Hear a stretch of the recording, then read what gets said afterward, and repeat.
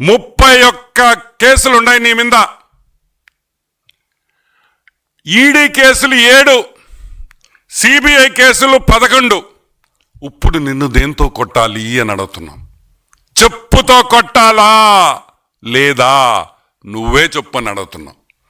సరే, 3452 3452 టైమ్స్ నువ్వు court adjournment తీసుకున్నావు, కోర్టులో వాయిదాలు తీసుకున్నావు. దానికి నిన్ను చెప్పుతో కొట్టాలా? అది ఒక వరల్డ్ రికార్డ్. 3452 సార్లు కోర్టు కేసుల్లో వాయిదా తెచ్చుకున్న ఏకైక మగాడు హాఫ్ టికెట్. అది మగోడు కాదు, ఏకైక హాఫ్ టికెట్ జగన్మోహన్ రెడ్డి అని కూడా నేను మనవి చేస్తా ఉన్నా. సరే, పెద్ద పెద్ద లాయర్లు పెట్టుకున్నాం. Who is who of the legal industry? Harish Salve, Abhishek Sanghvi,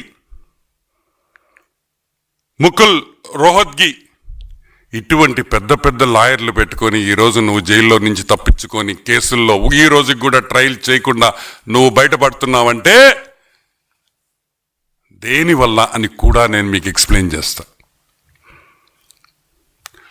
ఒక్కొక్క లాయర్కి, నేను చెప్పిన పేర్లలో ఉండే లాయర్లు పెద్ద లాయర్లు అంటే సుప్రీంకోర్టు లాయర్లు, ఒక్కొక్కరికి 12 నుంచి 25 లక్షల వరకు ఫీజులు కట్టాలి.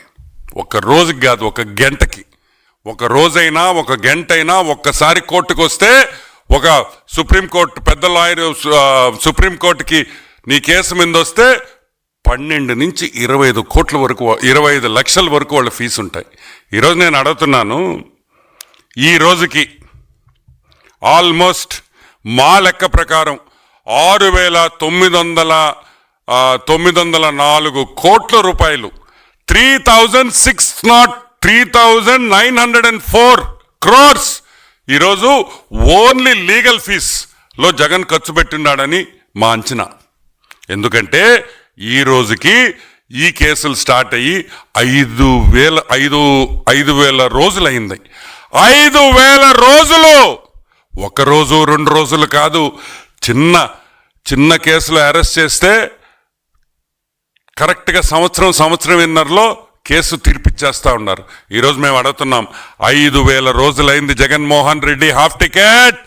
ఈ రోజు కూడా నీ మీద వేసిన కేసుల్లో ఈరోజు ఒక్క విచారణ ఒక్క కేసులో కూడా జరగలేదు. అసలు ట్రయల్ మొదలే కాలేదు. దీనికి నిన్ను చెప్పుతో కొట్టాలా అని మేము అడుగుతున్నాం.